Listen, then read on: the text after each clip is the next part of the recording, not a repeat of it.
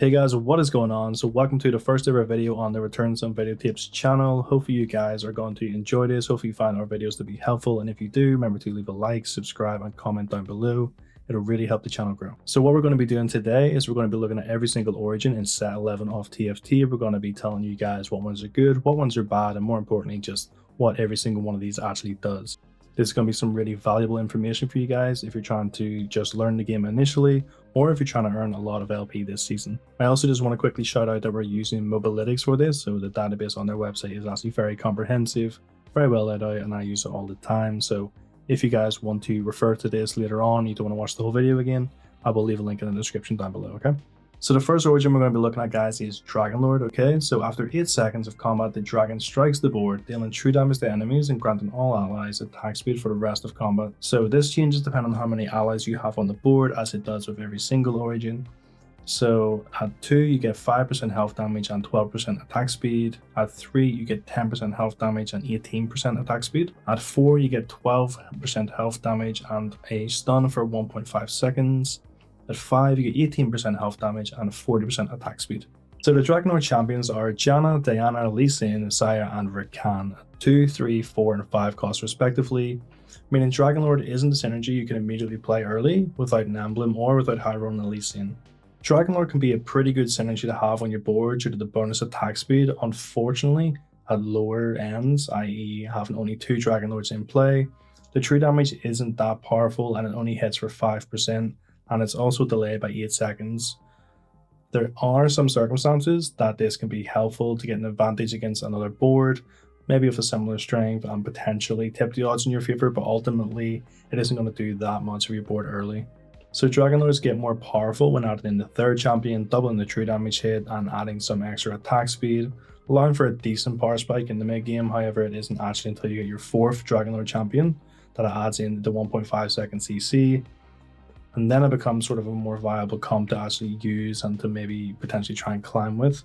And it will make the biggest difference against teams, especially things like Yone reroll, which have been very dominant in the meta. If you can stun the Yone, stop them healing, you can potentially get a burst on them. So ultimately, Dragonlord can seem a bit lackluster if you're using it as the primary backbone of your board and you don't have any additional classes really beefing it up.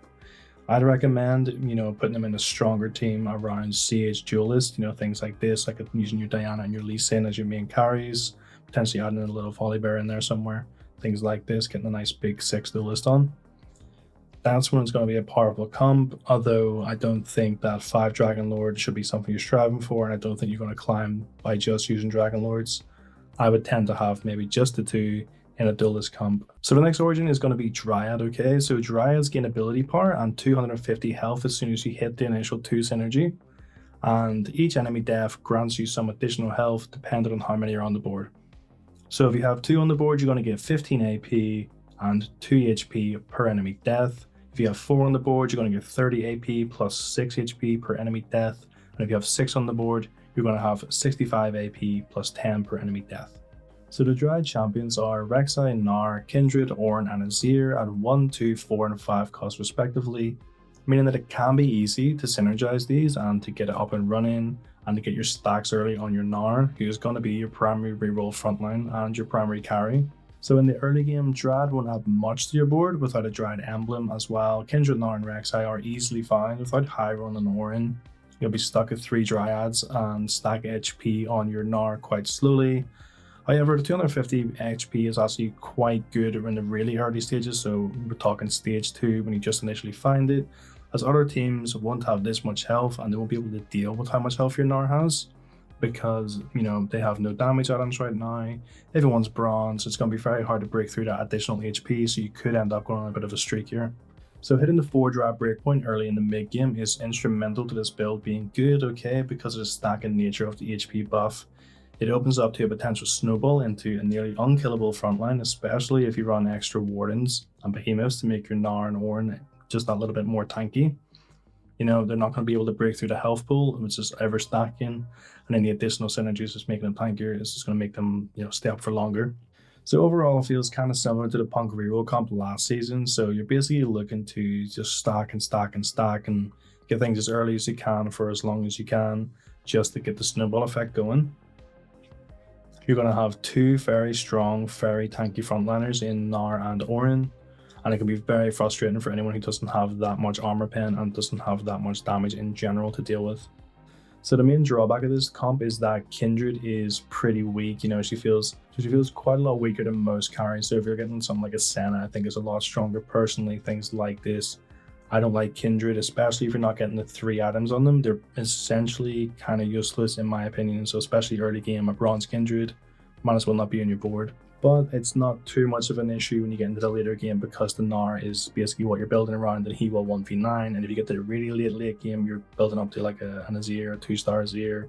He's going to mow the entire map for you anyway while the Nar tanks. So it is a pretty good build. I would run it. I ran it a lot in the PvE, but I think it got nerfed quite a lot. I think this can be good if you're looking to use it in the early game. I probably wouldn't be trying to climb LP with this particular build anymore though. So the next synergy, guys, is Fated. So whenever you hover one of these Fated units over another one, they form a pair, and they also gain some bonus HP. So the pair, you get at 3 Fated on the field. So generally you're going to have your Ahri, your Yasuo, maybe a Kindred, maybe a Thresh, so if you get lucky. Whenever you get 5 Fated, you're going to get 200% of this bonus, and it's going to apply to all of your Fated champions. And at 7 Fated, you're going to get 300% of this bonus to all of your Fated champions, okay? So the Fated champions are Ahri, Yasuo, Kindred, Aphelios, Thresh, Syndra, and Set.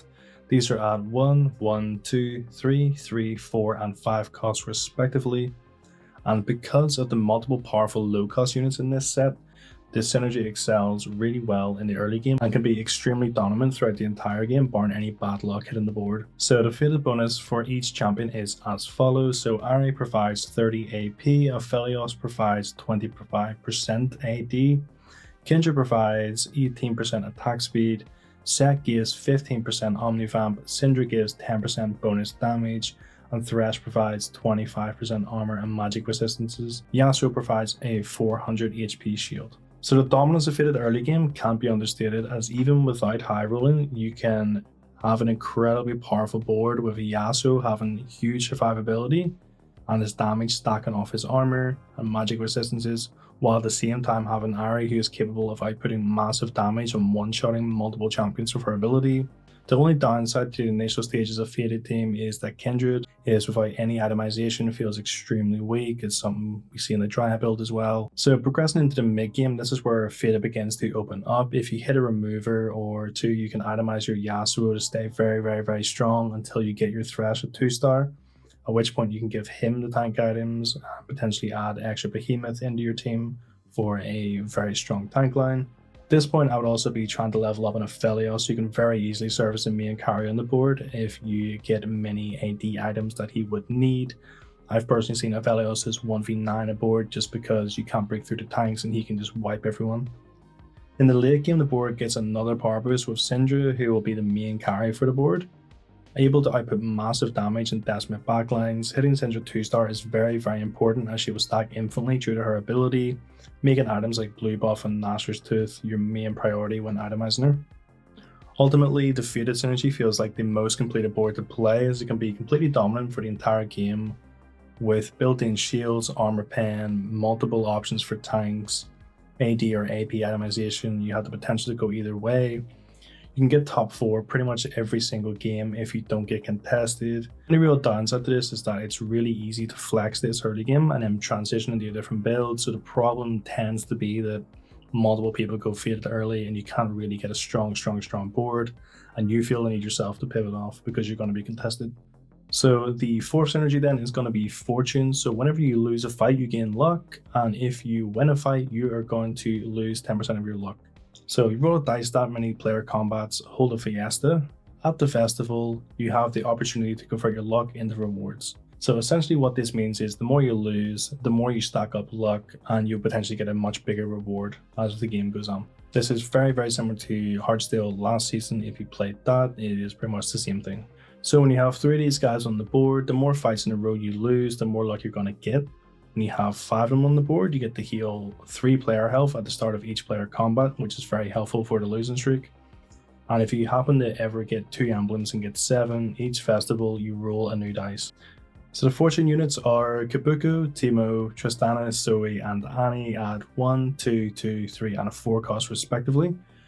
Fortune is an odd build categorized as without multiple fortune emblems, it will never really be the backbone of a winning board.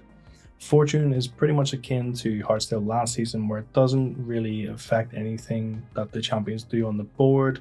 All it really does is offer you a high risk, high reward option, and that you get a much stronger board in the late game if you manage to loss streak and cash out at a high number. This game, meaning you're effectively sacrificing your early game health for dominance in the late game and hoping no one else has got a strong enough board to beat you. So in the early game, the most important thing is to hit 3 fortune champions by 2-1 and to go on a losing streak. You need to build your econ and your fortune stacks. Typically, this will stop around 3-1 where you can cash out, stabilize, and move on to a different board. However, if you don't want to cash out, what you can do is continue to lose streak and build stacks, with every loss giving you exponentially more luck. This can come to a close at around 100 stacks, wherein you're able to cash out and hit rewards like 1 of every Thieves Glove variant, and 4 different 5-cost champions, a Radiant item and 70 gold, 2 5-cost units, and +1 to every trait, or a Dragonclaw, and 3 Dragonlord emblems, 2-star Lee Sin, a 2-star Sire Rakan. So if you happen to actually have enough of your player health bar left, you can actually go up to 175 stacks. That's going to allow you to have, a lot better rewards, and if you can manage to get to 250 stacks, you're going to be guaranteed to win pretty much most games because of how good the rewards are, okay? So the potential rewards here for 250 stacks are going to be 2 3-star 5-cost units. Another almost guaranteed win con is going to be by hitting your 7 fortune emblems, and this allows you to gain 30 fortune stacks every turn. Another way to pretty much guarantee you win the game is if you get to 7 fortune and you get a couple more emblems, okay? So if you manage to somehow get to 9 fortune emblems, you get something called the fortune tree. What this does is it goes onto your board, and it's effectively a training dummy with 8,000 health, which will spew 8 gold per second, and further hidden bonuses to fortune is revealed when hitting 10 fortune, which grants every non-unique trait in the game at bronze level, with further champs added to your synergy. So overall, fortune rewards a high risk, high return playstyle, which if played optimally on a losing streak and minimizing player damage can be completely broken and essentially guarantee you win the game.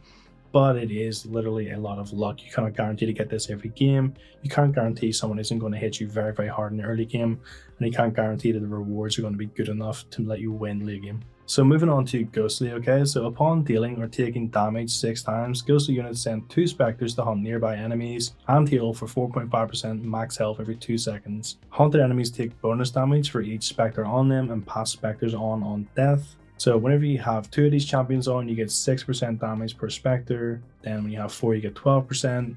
At 6, you get 18%, which is realistically the highest you're going to get unless you get incredibly spooned with 2 emblems.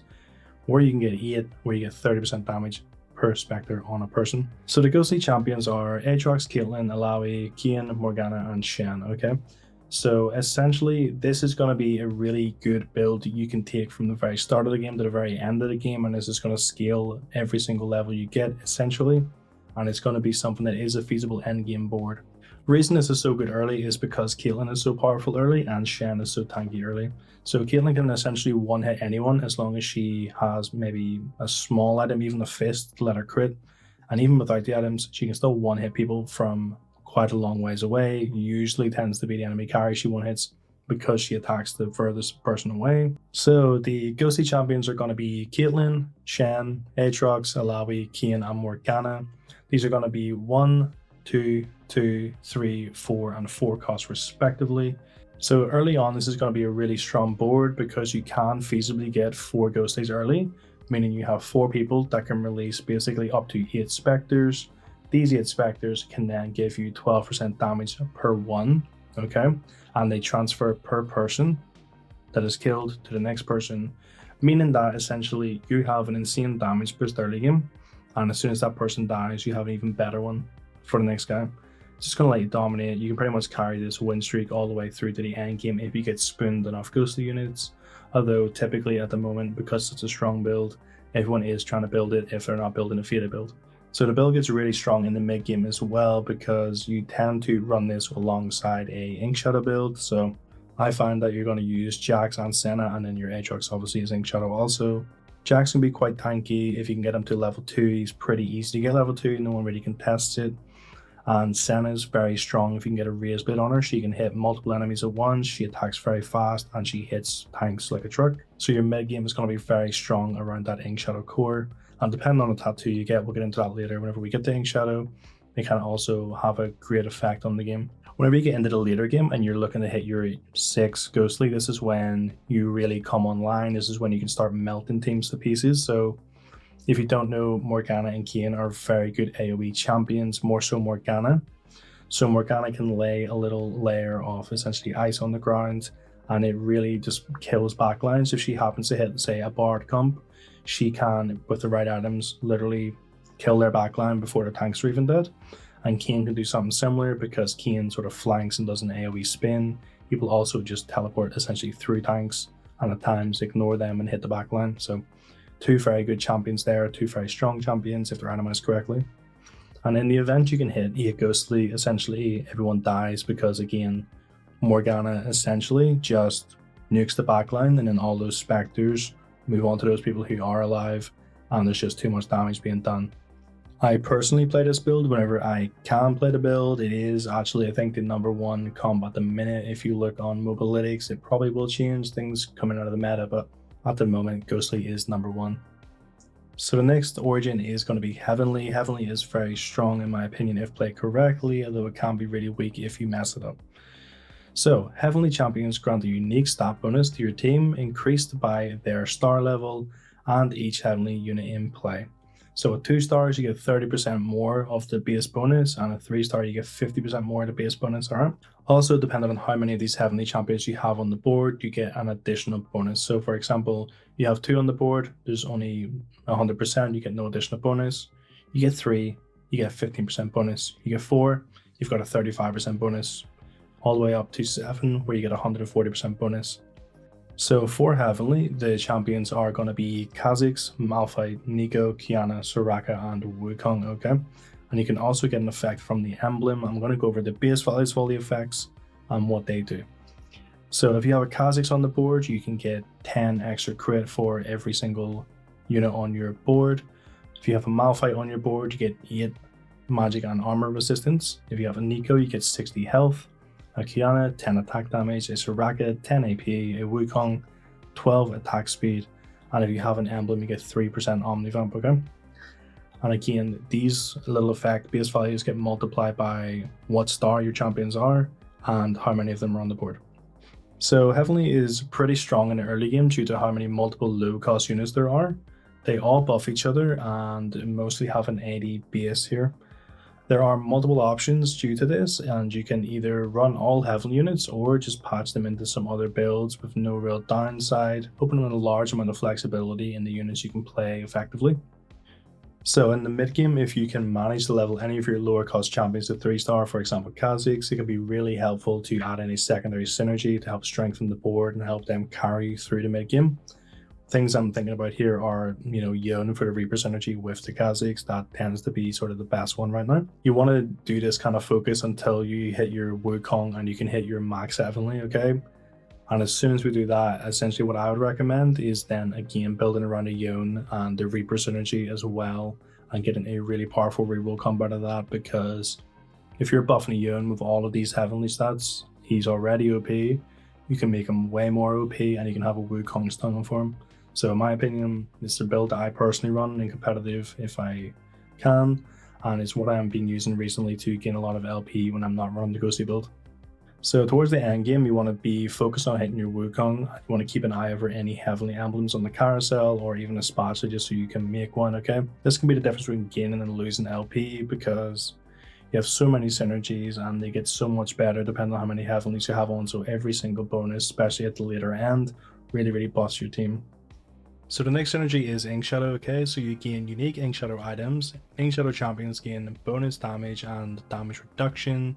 And the Inkshadow items you get are different each round, but they are essentially a couple of different tattoos that have a couple of different abilities, and some of them being much stronger than the others. So when you have 3 Inkshadows on, okay, you get 1 tattoo and 5% bonus damage and damage reduction, When you have 5 on, you get 2 tattoos, 10% damage reduction and damage done. And at 7, you get 4 tattoos and 10% damage reduction and damage done. So the Inkshadow champions are going to be Jax, Aatrox, Senna, Volibear, Kai'Sa, and Udyr. Now, in the early game, this is pretty strong because you can get your first 3 Inkshadows pretty quickly. They are 1 and 2 costs, and they are reasonably strong units also. And your first tattoo does give yourself a 5% bonus to damage and a 5% damage reduction, as well as the actual tattoo, which we're going to get into in a sec. Something to keep in mind is that you can actually check what tattoos are available this game. They do change every game, it is kind of random, and there is a wide pool of them, so I'm going to go over those now to let you know what ones you should be picking. So first of all, we have the Tattoo of Bombardment. So every third attack fires bolts at the 2 lowest percent health enemies, which deals 65% attack damage as physical damage. That's pretty good just for doing damage in general. It's not a bad one to get. You can put on your Senna or your Udyr. So the next one is Tattoo of Force. So whenever the holder acquires a new target, they run quickly and briefly stun the target, dealing 250 magic damage and double the stats from this item for 4 seconds. So that is very good to put on your Aatrox typically, or again your Udyr. The Fury, deal 35% bonus damage to targets below half health. On takedown, gain 25% attack speed for 6 seconds. This is one I would almost exclusively put on your Senna or your Kai'Sa if you have them on the backline. We then have the Tattoo of Protection. So this one gains a 50% max health shield after casting your first ability during combat. When it breaks, you grant 50% of that shield to the 2 nearest allies to you. This is really good to put on your Shen or on your Aatrox because they have massive health pools generally. Particularly your Shen is the one you're going to be putting your health based items on. This is going to make your front line that much tankier. So this is an ideal one, and if you see this in the game, I'd probably run the Inkshadow 3 at least and maybe put it into a ghostly build. So we then have the Tattoo of Toxin. So basically this is like a Morello's. So damage applies a toxin that deals an additional 25% of that damage over 3 seconds and wounds targets. So that one's pretty mid. You'd probably put that on anyone. It doesn't have to be on one of your Inkshadow champions, and I wouldn't really put it on Senna to waste a slot if you get that. So we then have the Tattoo of Vitality. So attacks heal a holder for 2.5% of their max health and deal the same amount of damage as bonus magic damage. This is pretty good on Aatrox because he is a magic damage dealer, but it isn't an amazing tattoo, and if this is the only one you were going to get, I probably would avoid the build. So a full Inkshadow build is actually quite weak in my opinion. There are individual champions which are very good in other comps, but if you're going for a full-fledged Inkshadow build, you're probably going to come dead last in the majority of games. Even if you hit your Udyr and you hit level 2 Kai'Sa, they're just not strong enough on their own. They do have great success in a trickshot build at the moment, and also the ghostly build. They're really good as a small part of a composition, but I would never be running a full Inkshadow build because I have done before and I have been dumpstered. So Mythic champions gain health, ability power, and attack speed, and after 4-player combats they become epic, increasing the bonuses by 50%. So whenever you have 3 of these guys on the board, you're going to get 10% health and 10 AP. When there's 5, you get 20% health and 20 AP. When there's 7, you get 30% health and 32 AP. And if you happen to somehow magically get 10, which is very hard to do, I think you need 3 emblems for that sort of thing, you instantly become epic and the bonus is increased by 200%, which is very OP. So the Mythic champions are going to be Cho'Gath, Kog'Maw, Neeko, Tahm Kench, Bard, Lillian, Nautilus, and Hui. So these are pretty good throughout all aspects of the game, from your early game to your late game, okay? You can literally win a lot of games and climb a lot of LP by using the Mythic core and even a full Mythic team. If you need to early, what you can do is put in a Cho'Gath and Kog'Maw early on. The Cho'Gath is extremely tanky, and Kog'Maw actually, if you get into level 2, does a lot of damage, especially to backlines, and it can really sort of help you win streak off the early couple of rounds. When you move into the mid game, you're focusing more on getting your Bard leveled up and your Tahm Kench. You kind of want to go to level 7 and reroll for these, because basically if you're playing Mythic, you're playing a Bard reroll comp, you're not really playing this for any other reason. So in the mid game, a level 2 Bard, level 2 Tahm Kench is very hard to deal with if they have decent items. So as long as you have your Rage Blades on Bard, you're going to do fine. And if you can have the healing item on him to make him heal the Tahm Kench, it's going to be way better, because it means essentially Tahm Kench is never going to die because he's getting infinite healing from someone who's stacking attack speed and giving out infinite heals. Really snowbally comp. If you get ahead with this, you're pretty much just guaranteed to win. It's very hard for anyone to ever beat you with this. unless they have something like a Yone or Wukong or something that just dies in your backline. But even then, you just want to move the position of your Bard, and it should be okay for a while until they figure out where you've moved. And in the late game, again, yeah, 100% no problems here in having more or less a full Mythic team if you wanted to. Most people would edit the build to have Storyweaver in there to get the Bard some more attack speed and to get a trick shot in friend. I would definitely recommend putting in another trick shotter for the Bard, but you can keep it mostly Mythic if you really want to, and in the event you're able to get 10 Mythics, definitely just kick everything else off the board and do that. So the next origin we're looking at, guys, then is going to be Porcelain. So essentially, Porcelain champions, after casting, they boil, gaining attack speed and taking less damage for 3 seconds, okay?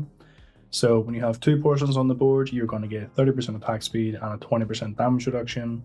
When you have 4, you're going to get a 60% attack speed buff plus 35% damage reduction. And if you happen to get 2 emblems and you can get 6 on the field, you get 125% attack speed and 60% damage reduction. So the Porcelain champions are going to be Lux, Amumu, Ashe, and Lissandra. Now, this basically means that it's going to be really, really hard to even try and do this comp early game. And it is also extremely weak early game, even if you did try it. So obviously you have to roll an Amumu and a Lux. Really, to hit a blue, like one you want, get a level 2, you need to be level 7. So really level 7 before you're really getting Porcelain online at any rate. And you would need to be level 8 or 9 to actually complete the 4 Porcelains without any of the emblems. So in my opinion, you wouldn't use this in your early game, you wouldn't really use it in the mid game. This is something you can maybe pivot to end game if you have a lot of coins, if you have a lot of reasonable items for the build, and if you find potentially some emblems which let you get to that 6 mark. Otherwise, I think there's far better builds out there, and you will likely not place first, if even in the top 4 with this build, if you don't have the emblems to get 6. So Lissandra's a very strong champion on her own. Ashe is mid on her own, to be honest with you. Even with the right items, she does okay damage. There's definitely better champions out there.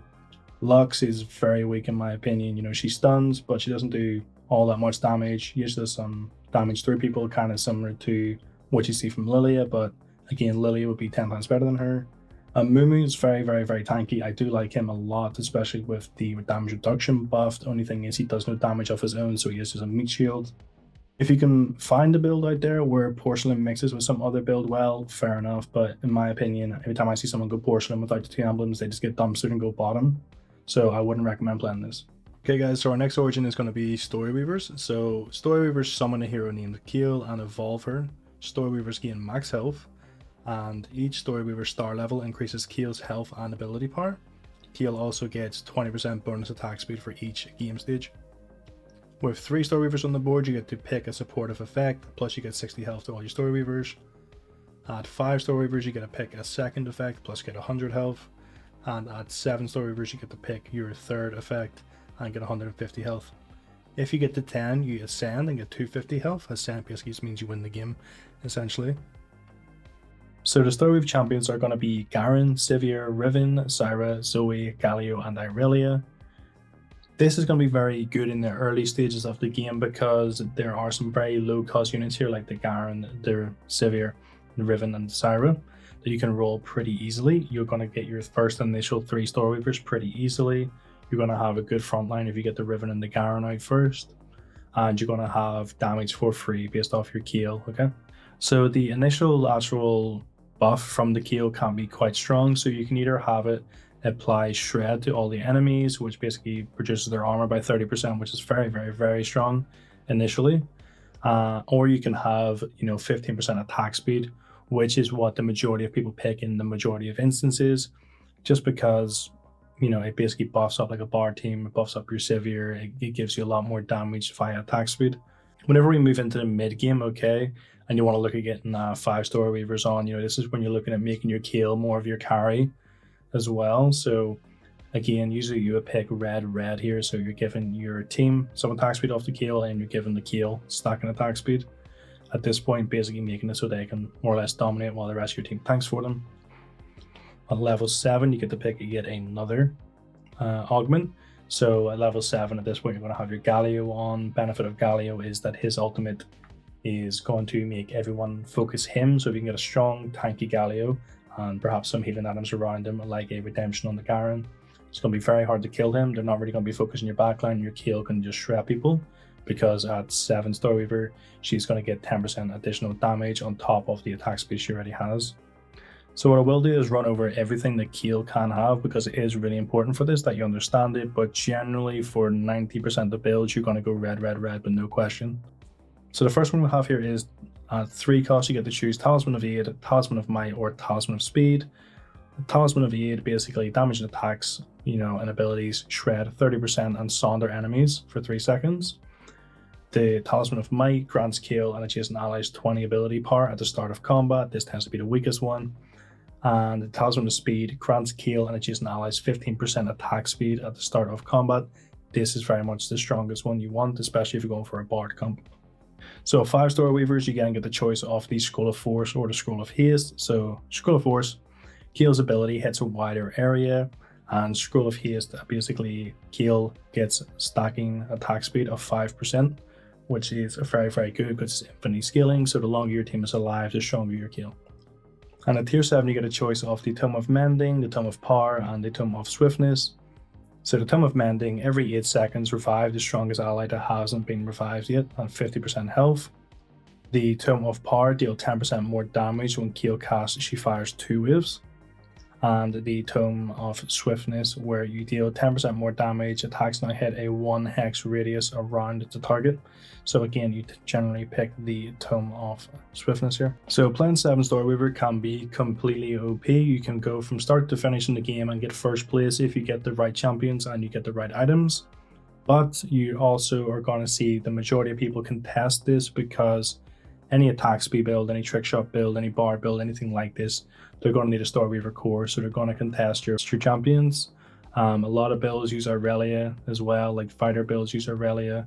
She's just a very good champion in general, so anyone who gets to level 9 is going to contest her. So it can be quite hard to get all your champions, but if you do, it's a very, very solid comp. So guys, the last one we have here is going to be Umbral. Okay, so essentially what this one does is that the moon illuminates hexes, shielding units placed in them at the start of combat, and Umbral units in these hexes will execute enemies who are on low health. So when you have 2 on the board, you get a 200 shield plus 10% health execute. When you have 4 on the field, you get 500 shield plus 18% health execute. When there's 6 on the field, you illuminate the entire board, so there's no need to really care about where you're placing the units anymore. And at 8, if you happen to get the 2 little emblems, you can execute enemies under 40% health, and they have a chance of dropping loot. So the Umbral champions here are Darius, Yorick, Alun, Yone, Silas, and Set. So the Umbral trait is pretty similar to KDA from last set, where how certain hexes light up and you have to place them in there. Although with this one, actually is a benefit that whenever you get 6, you can move them, whereas last time you had to just sit in this random pattern. So I do appreciate that. So in the early game, it isn't that strong to play Umbral, although you can just play them because the champions themselves can be quite strong. So level 2 Darius early game is very strong, and level 2 Yorick is very, very strong, okay, very tanky as well. So they can perform as a good tank line, they can get the additional shield, and they can execute 10% health, which, early game 10% execute is actually a very helpful thing to have if you think about it, because a lot of the time you're in quite close fights. It's not until you really get your 4 and your 6 Umbral that they starts becoming to be a good synergy to have, and it's really whenever you get the Yone that the build comes online. If you don't get a 2-star Yone at minimum with good items, you're gonna lose the game. 3-star Yone is essentially what this revolves around. So if you get to your mid game, your late game, and you haven't hit your Yone yet, you need to pivot. If you get to like level 7, you need to roll above 50 coins to get your Yone. And if you're getting too low health, you need to pretty much go for broke and try and get minimum level 2 Yone, and the rest of the guys on the buff him. Or you have to just go for your level 3 Yone, because it's your win condition. You're not going to win the game unless you have level 3 Yone, essentially. You might place okay with level 2 Yone, but you'll never win. So with Umbral, I would say it was really powerful at the start. It is still quite good now, although there are some weaker champions in here, such as Silas. He doesn't really do all too much. I find he dies quite quickly. Darius definitely, after it gets past the mid game, he gets folded. Set's pretty good, but he's not amazing. It's very unlikely generally you're going to 2-star Set in any game. So a 1-star Set with not that many items doesn't do too much. So yeah, again, like I said, if you're not getting your Yone, you're not really going to win with an Umbral build. So that is every single origin in set 11, guys. Hopefully you guys enjoyed the video. Hopefully you guys find this to be useful information. If you think I missed anything, or is anything you would like to discuss in the comments, just put a comment down below and we'll discuss it. But yeah, hopefully you enjoyed it. If you do, remember to leave a like, subscribe, and I will see you in the next video.